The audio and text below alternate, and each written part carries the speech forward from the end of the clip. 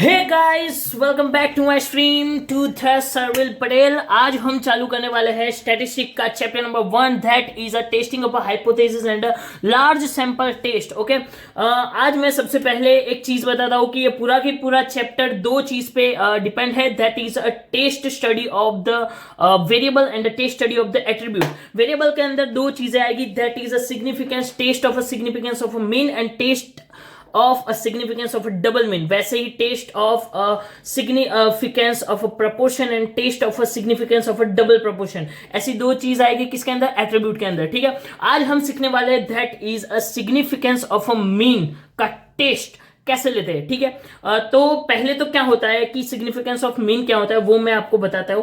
Simply पहले hypothesis क्या होता है वो पहले क्लियर कर देता हूं। हाइपोथेसिस क्या होता है कि जब भी किसी स्टेटमेंट की वैलिड एक्सेप्टेंसी हमें जब इवेल्युएट करनी होती है, ठीक है, तो उसके लिए हम यूज करते हैं हाइपोथेसिस स्टैटिस्टिकली। स्टैटिस्टिक स्टडी के अंदर उसके लिए हाइपोथेसिस पॉसिबल है। अगर मैं बोलूं कि हम पूरा स्टाफ में 50 मेंबर है, 50 मेंबर हम दिन की 6 लीटर चाय पी जाते हैं। ठीक है, 6 litres of tea is drinking by the whole staff of the office. Okay, पर एक्चुअल स्टडी जब लगती है तब पता चलता है कि ऑलमोस्ट 48 लीटर्स ही 5 लीटर्स ही स्टाफ पीते हैं, that is a 48 peoples only, दो पीपल नहीं पीते। ठीक है, तो वो एक्चुअल स्टडी और एस्टिमेटेड स्टडी दोनों में जो डिफरेंस होता है उसके लिए हाइपोथेसिस स्टडी काम लगता है। ठीक है, वैसे ही आज हम जो सीखने वाले हैं that is a significance of the test of a significance of mean, उसके अंदर यही आने वाला है। एस्टिमेटेड मीन दिया होगा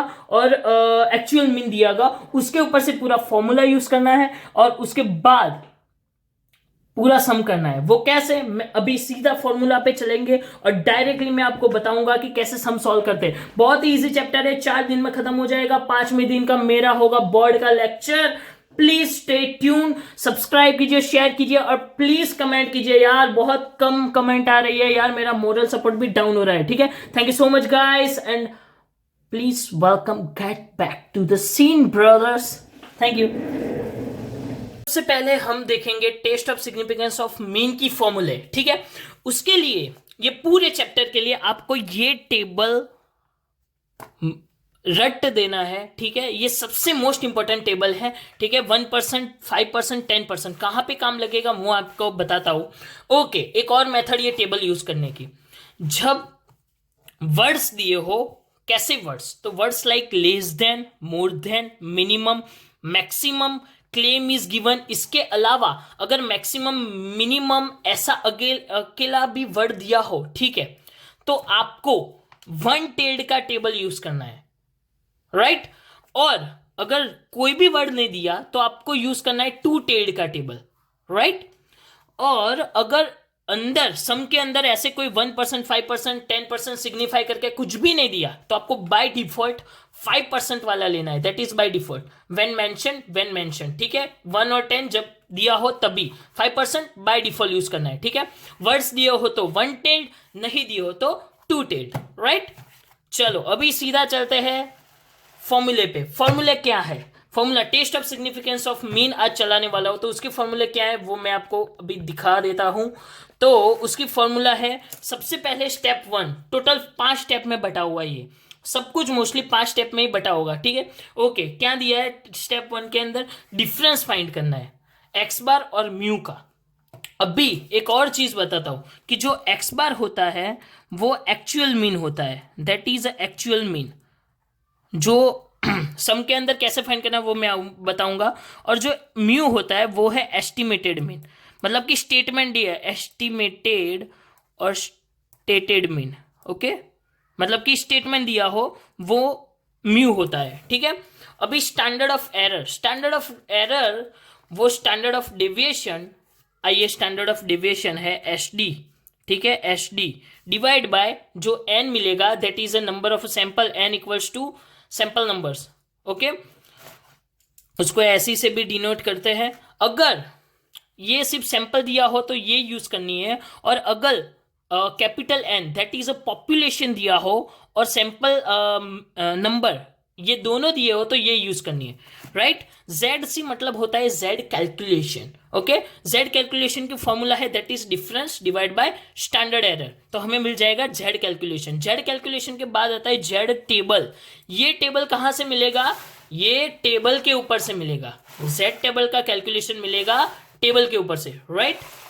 बाद में स्टेप 5 के अंदर हमें प्रूव करना है कि जेड सी या जेड टी कौन सा बड़ा है। अगर जेड सी बड़ा होगा तो हमारा हाइपोथेसिस रिजेक्ट हो जाएगा, ठीक है, और जेड टी बड़ा होगा तो हमारा हाइपोथेसिस एक्सेप्ट हो जाएगा। अगर एक्स बार नहीं दिया है, ठीक है, तो कौन सी फॉर्मूला लगी, सबको पता है मीन की formula x I divide by N. और अगर स्टैंडर्ड डेविएशन नहीं दिया है तो उसकी फॉर्मूला ये है that is X I square divide by N minus X bar का होल स्क्वायर, ठीक है। अभी सीधा चलेंगे हम इलस्ट्रेशन 1 पे विदाउट वेस्टिंग अवर टाइम। चलो चलते हैं। इसके लिए मैं आपको एक एग्जांपल देता हूं। पहले अगर मैं बोलता हूं कि मैं 10 चाय दिन में पी जाता हूं, राइट, तो वो मेरा एस्टिमेटेड मीन हुआ। और अगर एक्चुअल स्टडी लगती है मेरे पीछे, ठीक है, और पता चलता है कि एक्चुअली में मैं सिर्फ 8 चाय पीता हूं, तो मेरी एक्चुअल मीन हुआ 8, राइट। एवरेजली मैं 10 कप पीता हूं वैसा मैं बोल रहा हूं, मतलब कि मैंने स्टेट किया, तो मेरा म्यू क्या हुआ दैट इज 10। पर अगर मैं एक्चुअल स्टडी लगती है उसके बाद में प्रूव होता है कि मैं सिर्फ 8 चाय पीता हूं दिन की, ठीक है, तो वो मेरा एक्चुअल मीन हुआ, राइट। ओके, अभी चलेंगे सम पे। सम पे क्या दिया है वो देखते हैं। A sample of a 400 students have a mean height of a 171.38 centimetre. मतलब 400 स्टूडेंट की मीन हाइट है 171.38। तो पहले तो सैंपल लिख देते हैं, दैट इज इलस्ट्रेशन 1 का n हुआ, सैंपल है, सैंपल मतलब n होता है, छोटा वाला n इक्वल्स टू 400, ठीक है। Mean height of a 171.38 can it be reasonably regarded as the random sample from the large population with the mean height of a 171.17 and a standard deviation of a 3.3 centimetre. मतलब कि पूरे population के अंदर से ये sample निकाले हैं और पूरे पॉपुलेशन की हाइट है 171.17। मतलब कि पूरे पॉपुलेशन की जो हाइट होती है ना वो बन जाएगा हमारा mu, that is mu equals to 171.17 और स्टैंडर्ड डेविएशन हो जाएगा हमारा 3.3 सेंटीमीटर एज यूजुअल दिया हुआ है, ठीक है। और यहाँ पे क्या बोला है, mean height of 171.38, that is ये 400 स्टूडेंट की मीन हाइट है। मतलब कि एक्चुअल जो हाइट है ये 4 स्टूडेंट की वो है 400 स्टूडेंट की वो है 171.38। तो हमारा एक्चुअल मीन क्या हुआ 171.38 हमारा एक्चुअल मीन हो गया, ठीक है। अभी आगे का सम, आगे का सम सबसे पहले क्या फाइंड करना है हमें, सबसे पहले फाइंड करना है difference, that is a difference. Difference कैसे मिलेगा, एक्स बार एक्चुअल मीन में से एस्टिमेटेड मीन माइनस करो तो मिल गया डिफरेंस। ओके, तो एक्स बार है 171.38 माइनस 171.17, आंसर आएगा 171.38 माइनस 171.17, तो आंसर आया 0.21, राइट। इसका आंसर 0.21। अभी सेकंड हमें फाइंड करना है स्टैंडर्ड एरर। स्टैंडर्ड एरर तो उसकी दो फॉर्मूला थी स्टैंडर्ड एरर की, दैट इज स्मॉल एन की और बिग एन दिया हो उसकी। तो अभी तो बिग एन नहीं है तो स्मॉल एन की है S D divide by root में एन, ठीक है। तो ये है एस डिवाइड बाय रूट में एन, तो एस हमें दिया है 3.3, तो that is 3.3 divide by root में एन, तो रूट के अंदर आएगा एन दैट इज 400, तो आएगा 3.3 रूट का एन 400, तो 20 हो जाएगा ये, ओके 20। तो 3.3 डिवाइड बाय 20 डिवाइड बाय 20 तो हुआ 0.165, ओके। अभी स्टैंडर्ड एरर मिल गया। अभी फाइंड करना है जेड कैलकुलेशन। जेड कैलकुलेशन कैसे, difference divide by standard error, तो डिफरेंस है 0.21 डिवाइड बाय 0.165, ओके। तो 0.21 डिवाइड बाय 0.165 तो हुआ हमारा आंसर 1.28, मतलब 27 है तो 28 ले रहा हूं मैं, जैसे 27 ही रखना चाहिए, कोई बात नहीं। चलो अभी आएगा जेड टी। अभी जेड टी के लिए देखो यहीं पे कहीं पे बोला है कि 1% ऑफ सिग्निफिकेशन और समथिंग, कुछ भी नहीं बोला है, ठीक है। तो और कोई less than, more than, maximum, minimum, इस, क्लेम, दैट, ऐसा करके कोई भी वर्ड नहीं है, राइट। तो क्या करेंगे, सीधा चलेंगे टेबल पे। टेबल पे बाय डिफॉल्ट पे कोई भी वर्ड नहीं दिया, नो वर्ड गिवन, तो उसका 5% बाय डिफॉल्ट है 5%, और उसका नो टू टेल पे तो 1.96 आएगा। क्या आएगा, 1.96। तो ZT हो गया 5% बाय डिफॉल्ट 1.96। अभी फिफ्थ स्टेप था कि ZC और ZT में से बिगेस्ट कौन है, तो ZC देख लो और ZT 1.28 1.96, तो बिगेस्ट हुआ ZT। तो that is hypothesis is accepted, ठीक है। ये आंसर आया, देखो इधर देख लो, सिग्निफिकेंस नो ZT 1.96, ठीक है। यहां पे पॉपुलेशन मीन ओके एक्सेप्टेड, देख रहे हो, H0 इज एक्सेप्टेड। जो हाइपोथेसिस एक्सेप्टेबल हो ना तो उसको H0 बोलते हैं, और अल्टरनेट हाइपोथेसिस हो उसको H1 बोलते हैं, ठीक है। थियरी पढ़ोगे तो थोड़ा बहुत पता चल जाएगा। अभी चलेंगे सीधा इलस्ट्रेशन नंबर 2 पे। इलस्ट्रेशन 2 के अंदर हमें क्या दिया है, देखेंगे ध्यान से। अ स्टेनोग्राफर क्लेम्स दैट, इधर क्लेम वर्ड आ गया। हमने बोला था कि क्लेम अगर वर्ड दिया हो तो हमें वन टेल यूज करना है टेबल में, ठीक है। क्लेम वर्ड आ गया इधर। चलो नेक्स्ट पे चलते हैं। Okay, stenographer claims that he can write an average speed of 120 words पर मिनट। मैंने बोला कि अगर स्टेट किया हो कि फिर एवरेज स्पीड दिए हो तो एक्चुअल मीन नहीं है, ये सिर्फ स्टेटमेंट है। तो हमारा म्यू क्या होगा, 120। म्यू हो गया 120 क्योंकि उसने स्टेटमेंट दी है कि उसकी एवरेज स्पीड इतनी। इन 100 trials he obtain average speed of 116। Actually में उसका 100 ट्रायल का छोटा सा टेस्ट लिया गया तो उसके अंदर उसकी एवरेज स्पीड है 116 वर्ड्स पर मिनट। ओके, तो एक्चुअल मीन हमें मिल गया, दैट इज 116। ओके, और 100 ट्रायल लिए मतलब कि उसका n है 100, नंबर ऑफ सैंपल्स मतलब कि नंबर ऑफ ट्रायल्स, ठीक है। तो 100 हुआ, और बोला है कि उसका स्टैंडर्ड डेविएशन 15 वर्ड्स का था, 15 वर्ड्स पर मिनट, तो मतलब कि SD हो गया 15, राइट। अभी हमारे पास सब कुछ है, हम फाइंड कर सकते हैं। अभी पता कैसे चलेगा कि हमें मीन ही फाइंड करना है, signification, test of significance of mean ही फाइंड करना है, क्योंकि जब एस्टिमेटेड और एक्चुअल मीन साथ में दिया हो तब हमें test of significance of mean ही फाइंड करना है। आगे का मैं आपको आगे बताऊंगा, ठीक है। ओके, चलो चलते हैं, फाइंड करते हैं पहले difference equals to X bar minus mu, मतलब कि एक्स बार है 116 माइनस 100। ये तो कैलकुलेशन आप सबको आएगा 6। इधर अगर माइनस आता है मतलब कि इधर चलो 100 आगे होता 116 पीछे होता तो भी यहाँ पे पॉजिटिव में ही आंसर आएगा, ठीक है। ये पूरा जो ये ब्रैकेट होता है जहाँ पर भी, ठीक है, वहाँ पे पॉजिटिव में ही आंसर आता है ऑलवेज। डिफरेंस मिल गया। स्टैंडर्ड एरर, यहाँ पे कहीं पे कैपिटल N नहीं है, ठीक है, तो direct S divide by root N equals to S हमारा है 15 स्टैंडर्ड डेविएशन, और रूट N डायरेक्टली कर रहा हूँ मैं 100 का रूट, तो 10 हो गया ये। तो हमारा SEI 1.5। अभी हमें फाइंड करना है Z कैलकुलेशन, उसकी फॉर्मूला है difference divide by standard error.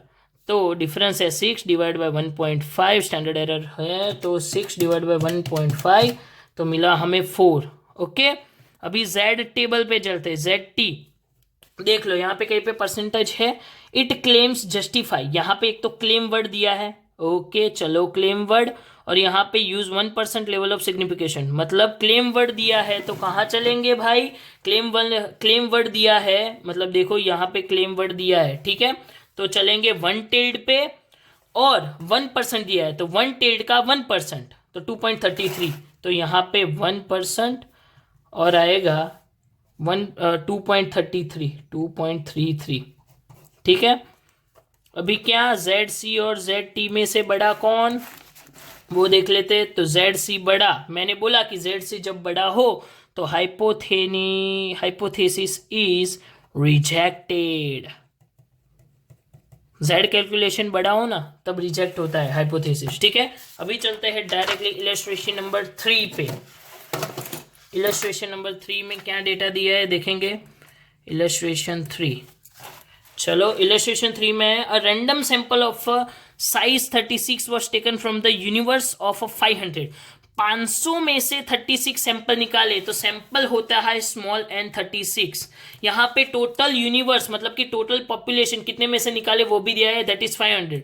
तो एन इक्वल्स टू 500 हो गया, ओके। बाद में बोला it was found that a sample average was 20। Sample की एवरेज 20 मतलब एक्चुअल एवरेज है वो है 20। Sorry sorry sorry sorry, actual average है 20। तो मैंने बोला एक्चुअल एवरेज होती है, एक्चुअल मीन होता है वो है एक्स बार, तो वो है 20 और विथ ए वेरियंस 60। वेरियंस मतलब कि एक्स स्क्वायर दिया है हमें 16। तो हम इसका अगर रूट कर देते हैं तो हमें मिलेगा standard deviation that is 4, okay. और पूरे यूनिवर्स की एवरेज दी है हमें 22। तो पूरे यूनिवर्स की मतलब कि एस्टिमेटेड एवरेज तो म्यू इक्वल्स टू 22, ओके। चलो अभी सीधा चलते हैं फाइंड करने के लिए। पहले फाइंड करेंगे डिफरेंस। तो डिफरेंस कैसे फाइंड करते हैं, इजी है, x bar minus mu, okay. Actual में से माइनस एस्टिमेटेड तो होगा 20 माइनस 22। तो यहाँ पे -2 नहीं लिखना है, सिर्फ 2 ही आएगा क्योंकि मैंने बोला कि ऐसा ब्रैकेट हो उसके बाहर जाएगा तो प्लस माइनस भूल जाना है हमें, ओके। डिफरेंस के बाद स्टैंडर्ड एरर, यहाँ पे हमें बिग एन दिया हुआ है तो कौन सी फॉर्मूला लगेगी, यस मैंने आपको बताया था S divide by root N. उसके बाद में ये देख लो, उसके बाद में यहाँ पे रूट के अंदर फॉर्मूला देख लो, उसके बाद कहीं पे घोटाला ना लग जाए, ठीक है। ये रही एन माइनस एन माइनस 1 ये फॉर्मूला लगेगी, okay. S divide by root N कर देते हैं, स्टैंडर्ड डिविएशन है हमारा 4 और रूट एन लगेगा दैट इज रूट एन क्या है 36 का रूट, 36 का रूट तो 6। अभी इसके अंदर एन है, एन क्या है 500 माइनस 36 डिवाइड बाय 500 माइनस 1। तो यहाँ आंसर आएगा 4 divide by 6 that is 0.67 into इसका रूट निकालते हैं 500 माइनस 36 डिवाइड बाय 499, ओके। इसका रूट तो 0.96, ठीक है, मल्टीप्लाई बाय पॉइंट तो आंसर है 0.64। इसका आंसर है 0.64, ठीक है। अभी नेक्स्ट स्टैंडर्ड एरर दिया हुआ है, मिल गया हमें। अभी Z calculation that is difference divide by standard error, तो हमें मिलेगा डिफरेंस है हमारा 2 divide by standard error that is 0.64। तो 2 डिवाइड बाय 0.64 तो ये हुआ 3.125। अभी देखो जेड टेबल, जब जेड टेबल आया तो एक बार देख लेने का कि यहीं पे कहीं क्लेम वर्ड दिया है, claim word less than more than maximum minimum कुछ भी नहीं दिया है, ठीक है। परसेंटेज भी नहीं दिए, तो by default no words given, no words given and two टेड टू 5%, ठीक है। No words given, okay. तो टू टेड का 5% बाय डिफॉल्ट आएगा, ठीक है। टू टेड का 5% दैट इज 1.96, 5% दैट इज 1.96। तो अभी जेड सी और जेड टी में बड़ा कौन है, but obviously Z C. Z calculation बड़ा हो तो हाइपो इज रिजेक्टेड, ओके। अभी चलेंगे सम पे, पूरा सम पहले पढ़ लेंगे। क्वेश्चन नंबर 6 आपको होमवर्क के अंदर करना है, होमवर्क के अंदर आपको करना है क्वेश्चन 5 टू क्वेश्चन 13, ठीक है। उसके अंदर से कुछ 3-4 सम है वो मैं करवा रहा हूँ, बाकी आप घर पे से करेंगे, बहुत ही ईजी है, मजा आएगा आपको करने में, ठीक है। चलो क्वेश्चन नंबर 6 पे पहले चलते हो, क्या दिया है पहले पढ़ लो पूरा। The mean life time of 100 fluorescent light tubes produced by a company is computed to be 1570 hours with a standard deviation of 120 hours. The company claims, claim word आया, claims that the average life of the tubes produced by the company is a 1600 hours. Is the claim justified, use 5% level of signification, यहाँ 5% भी दिया है, claim word भी आया, मतलब कि कौन सा जेड टेबल लगेगा, जेड टेबल लगेगा वन टेल्ड वाला 5% का, 5% दिया है इसलिए, ठीक है, नहीं दिया होता तो भी बाय डिफॉल्ट वही लगता। ओके, 100 की actual computed to be 1500 with standard deviation, okay, 100 fluorescent light की एक्चुअल कितनी लाइफ है, 1570 आवर्स, और कंपनी क्लेम कर रही है 1600 आवर्स। जैसे कि बाइक में होता है 60 kmpl की माइलेज बोलते हैं, पर देती कितना है, वो हमारा हो गया है एक्चुअल मीन, और कंपनी जो बोलती है वो हमारा हो गया estimated mean, that is mu. अभी कंपनी ने बोला वो क्या है, म्यू क्या बोला कंपनी, 1600 आवर्स एस्टिमेटेड, और एक्चुअली में कितनी है 1570, तो x bar equals to 1570, okay, और स्टैंडर्ड डिविएशन है 150 आवर्स, 150 आवर्स, ओके ओके, हो गया। हमें जो फाइंड करना है वो हमें मिल जाएगा अभी, ओके, क्या है, डिफरेंस इक्वल्स टू एक्चुअल में से एस्टिमेटेड माइनस कर दो, दैट इज 1600 माइनस 1570, तो आंसर आएगा 30, डन, डिफरेंस मिल गया। अभी फाइंड करो स्टैंडर्ड एरर, यहाँ पे बिग एन नहीं दिया है, ओके, तो सीधा S divide by root n, okay, S है हमारा 150, भी रूट एन करना है, तो 100 तो 10 हो जाएगा, तो हमें मिल जाएगा standard over 15, okay. Z calculation की formula difference divide by standard error, standard error, तो डिफरेंस है हमारा 30 डिवाइड बाय स्टैंडर्ड एरर 15, 15 टू जा, तो जेड कैलकुलेशन 2 आ गया। अभी जेड टेबल पे चलते हैं। जेड टेबल बोला 5%, कहीं पे क्लेम वर्ड है, हाँ क्लेम वर्ड है, मिनिमम मैक्सिमम नहीं है, ओके, क्लेम वर्ड दिया है, तो वन टेल्ड का आएगा कौन सा, वन टेल्ड का वर्ड्स गिवन वाला, वन टेल्ड का 5%, 1.645, तो आएगा 5%, 1.645 वाला, ठीक है, ओके। अभी फिफ्थ प्रूव करो, Z C Z T accepted rejected, अभी देख लेते हैं एक्सेप्टेड रिजेक्टेड, ओके, तो जेड सी इज बिगर, तो हाइपो इज रिजेक्टेड। अगर जेड टी बिग होता तो एक्सेप्टेड हो जाता, ठीक है। क्वेश्चन 6 हुआ। अभी चलते हैं डायरेक्टली क्वेश्चन नंबर 8 पे।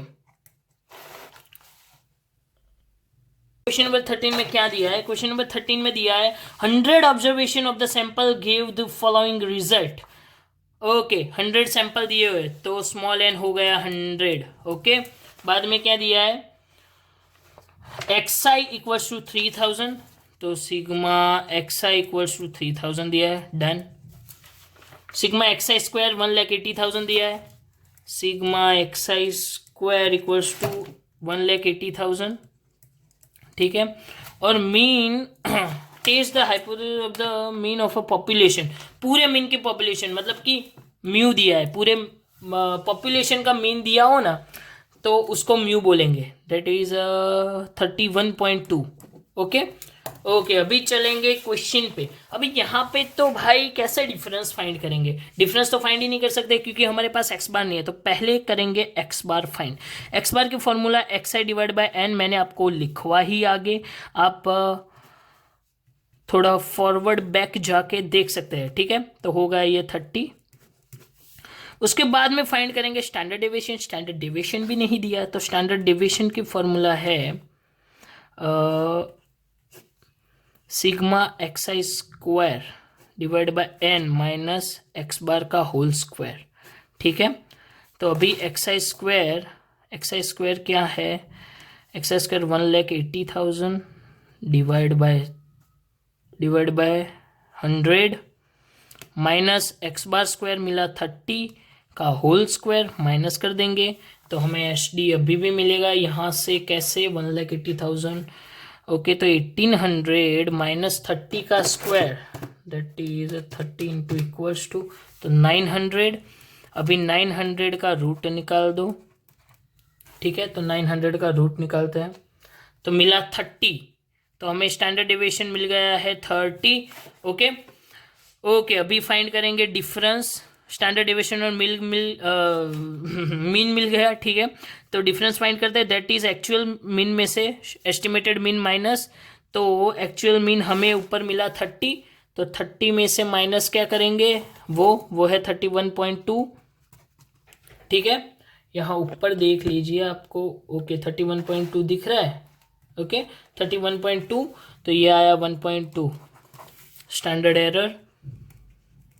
बिग एन नहीं दिया है तो सीधा S divide by root n, तो एस है हमारा यहाँ पे फाइंड किया, वो है 30 divide by root n that is 10, तो एरर आएगा 3। विजेड कैलकुलेशन बहुत इजी है, आप फाइंड कर सकते हो, that is difference divide by standard error, okay. तो डिफरेंस होगा 1.2 डिवाइड बाय स्टैंडर्ड एरर है 3, ओके। तो 1.2 डिवाइड बाय 3 तो हुआ 0.4।